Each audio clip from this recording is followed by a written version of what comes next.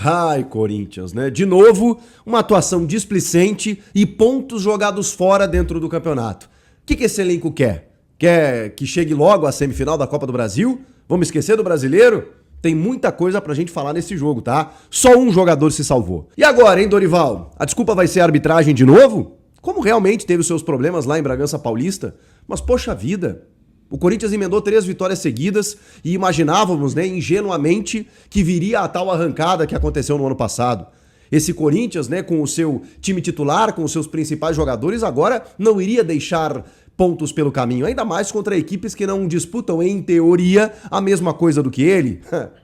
Pois é, lê do engano, porque o Ceará é uma das boas equipes desse campeonato, mas se você olhar para o elenco do Ceará, o Pedro Henrique, por exemplo, que fez a jogada do gol, que deu assistência, saiu daqui escorraçado, porque não tinha chance, porque não era um jogador para muitos do nível do Corinthians. Pois é. Aí você olha pro elenco milionário, bilionário do Corinthians, e aí você pensa assim, caramba, em casa, contra o Ceará, o Corinthians olhando pra parte de cima da tabela, pra primeira página, obviamente ainda dá pra beliscar uma vaga em Libertadores, né, dependendo do que acontecer na Copa do Brasil, joga em casa. Aliás, essa análise foi feita antes. Depois das 3 vitórias consecutivas, o Corinthians tinha o Bragantino, uma das piores equipes do retorno, uma das piores, não pior do que o Sport no retorno, em queda livre em Bragança Paulista. Era jogo pra vencer. Corinthians com seus titulares? Pô, pronto. Aí depois 2 jogos em casa, Ceará e o clássico contra o São Paulo, dá pra ganhar. Aí você tinha 3 seguidas, imagina, a arrancada, 6 vitórias consecutivas, pronto, o Corinthians já briga por outra coisa no campeonato. Mas não, os bonitos, eles escolhem os jogos, né? E o Corinthians, nesse jogo contra o Ceará, apresentou desde os primeiros segundos de jogo uma preguiça irritante. Uma preguiça irritante. Vou falar um negócio, tá? Estratégia perfeita do Vozão. O Ceará foi brilhante no jogo. O Ceará foi fantástico no jogo, porque tem treinador, porque tem jogadores com fome e que perceberam desde os primeiros minutos que o Corinthians estava para jogar de salto alto um amistoso, como muitas vezes faz, fazendo de trouxa o torcedor que vai lá, bota mais de 40 mil, esperando uma vitória do time. Mas não, o senhor Memphis Depay olha para um lado e dá um toque para o outro e erra o passe, o senhor Yuri Alberto arma o contra-ataque da equipe do Ceará. E eu poderia enumerar tantos aqui. O André Ramalho também. Aliás, por que o André Ramalho? Por que o André Ramalho se o João Pedro Tchoque é titular? Ah, porque ele tem que jogar, tem que dar uma revezada e tal. Não jogam os melhores. Tem que jogar os melhores. E sobre isso, por que o Guinegão perdeu espaço?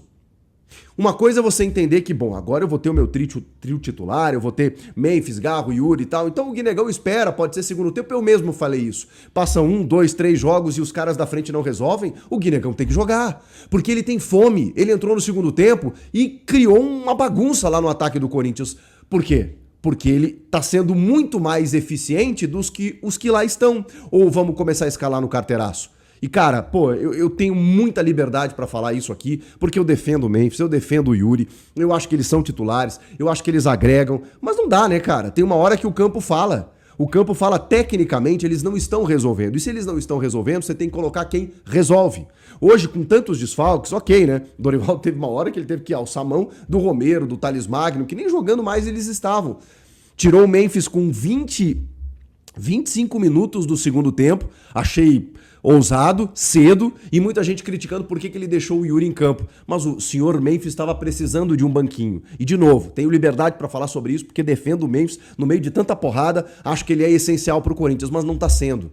Não tá sendo, então vamos acordar, né, Memphis? Vamos acordar, porque é óbvio que a cobrança vai ser maior em relação a você. É óbvio que você... Não é nem questão de decidir todos os jogos, não é isso que eu cobro, por exemplo. Mas é seriedade. É seriedade. Você joga no Corinthians, você é o camisa 10 do Corinthians. E você ganha o que você ganha por conta disso. Mas aí, vamos começar a embonecar dentro do campo? Não pode. Não pode ter esse enfeite todo pra cada jogada. Eu sei que é o estilo dele, eu sei que ele tem o drible, ele tem o recurso técnico, mas ele precisa ser mais efetivo no jogo. Ainda mais quando o cenário não favorece. O Ceará, desde os primeiros segundos, marcou alto o Corinthians. O Corinthians começou a perder bola em saída de jogo, pelo amor de Deus. Porque os caras... o Ceará tá aqui me afobando, tá me assustando. Que é isso? Que é isso? Aí o Ceará bota um bloco lá embaixo, retardou todo mundo e falou, vamos apostar no contra-ataque. Aí ele tem Pedro Henrique e Galeano. O que aconteceu? Saiu o gol dos caras, num erro de passe do Yuri Alberto. Aliás, muito erro de passe, mas muito erro de passe. Eu vou salvar alguns jogadores aqui, especialmente dois. Rodrigo Garro. Esse aí tenta, né, cara? Esse aí tenta, ele busca jogo, ele vai, ele cobra falta, ele se indigna, ele tomou um terceiro amarelo inacreditável, porque ele toma falta e aí depois ele se estranha com o cara e o juiz tira ele do clássico contra o São Paulo, lamentavelmente. Acho que foi um cartão, assim, descabido, mas esse árbitro é fraco, né? Então você tem que ter cuidado com isso. Agora o Garro, ele é o cara que busca o jogo. E o Dieguinho, né? Que foi a aposta do Dorival no jogo, colocando o Dieguinho mais como meia ponta, né? Aberto pelo lado direito. Ele não coloca os três zagueiros, né? Por quê? Porque ele iria ter a bola. O Ceará baixa o seu bloco, óbvio que isso ia acontecer. Então ele não precisava de três zagueiros. Não tinha o Ranieri, poderia colocar o Angileri, não. Só que a cagada, na minha opinião, foi ter colocado o André Ramalho e não o João Pedro Tchoca. Deixa ali o Tchoca e o Gustavo Henrique. Pronto, aí você tem Mateuzinho, Matheus Bidu, Maicon, Bidon, Garro e Dieguinho aberto por um lado, né, com o Memphis e o Yuri Alberto. Esse foi o time do Corinthians, que realmente teve a bola, foi propositivo, quase faz um golaço, não foi apenas por impedimento, né, numa jogada em que o Bidon estava impedido, mas ele dá uma casquinha, o Matheus Bidu cruza e o Gustavo Henrique tem sido a principal arma ofensiva do Corinthians, já repararam nisso? O Corinthians tem uma bola aérea ofensiva muito boa e gerou perigo realmente, só que o Ceará foi brilhante até nisso, se defendeu muito bem.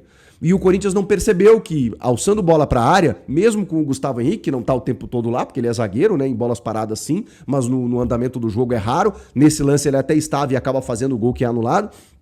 Mas o Corinthians precisava entender que não era esse o jogo, porque o Ceará tava, cara, muito efetivo no seu sistema defensivo, tava indo muito bem. E aí o Corinthians tinha que tentar alguma coisa, alguma individualidade, e os caras errando o passe, armando contra-ataque, numa displicência.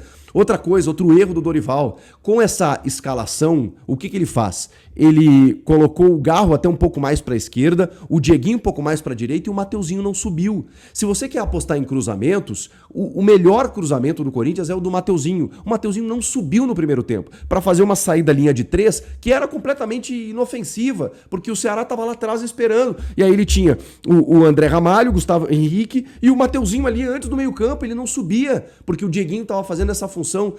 Cara, pelo amor de Deus. Aí no segundo tempo o Mateuzinho sobe. Pô, aí os cruzamentos começaram a ser mais efetivos. E aí tem um na cabeça do senhor André Ramalho que ele desperdiça. Outros tantos, a maioria, na verdade, o Ceará afastou. Os pouquíssimos em que o Corinthians tinha a possibilidade de aproveitar para parar esse cruzamento, os caras desperdiçaram. Então, assim, uma tarde horrorosa do Corinthians, displicente, abaixo, coletivamente ruim, individualmente com jogadores assim, com uma cabeça na lua. E aí eu pergunto, o que o Corinthians quer?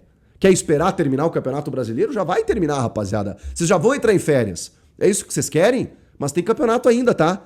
O que aconteceu? Nós, ingenuamente, pensamos, né? Depois das 3 vitórias seguidas, o Corinthians vai brigar por Libertadores, vai... Se deixar, o Corinthians cola lá em Palmeiras e Flamengo. O que os caras pensaram?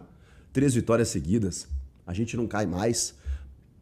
Agora é semifinal de Copa do Brasil, vamos se poupar. É isso que vai acontecer, vamos só curtir, vamos desfilar enquanto tem um monte de time matando o cachorro a grito, buscando o seu pão de cada dia para querer uma vaguinha na Sul-Americana, para querer escapar do rebaixamento, para querer uma vaga na Libertadores. Olho no São Paulo, hein?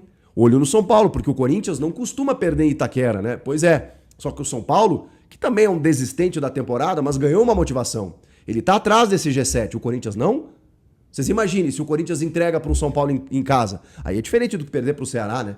Perder para o São Paulo em casa, e vocês acham que o São Paulo vem como para esse jogo? Depois de ter perdido, inclusive, nessa rodada para o Bragantino, como mandante na Vila Belmiro.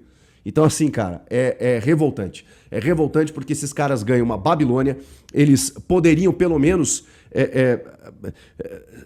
ter honestidade com o torcedor que vai lá com mais de 40 mil na Neoquímica Arena para demonstrar um futebol de envolvimento, de entrega, de raça, de garra, que represente a instituição. Mas não, visivelmente estão esperando o tempo passar, o campeonato terminar, para que eles joguem a semifinal da Copa do Brasil. Só que é o seguinte, eles estão ganhando uma pressão para essa semifinal que até então não existia. Porque eu sou um dos que fala, não, o Cruzeiro é favorito, vamos ver o que acontece. Pô, se o Corinthians chegar na final, tá beleza.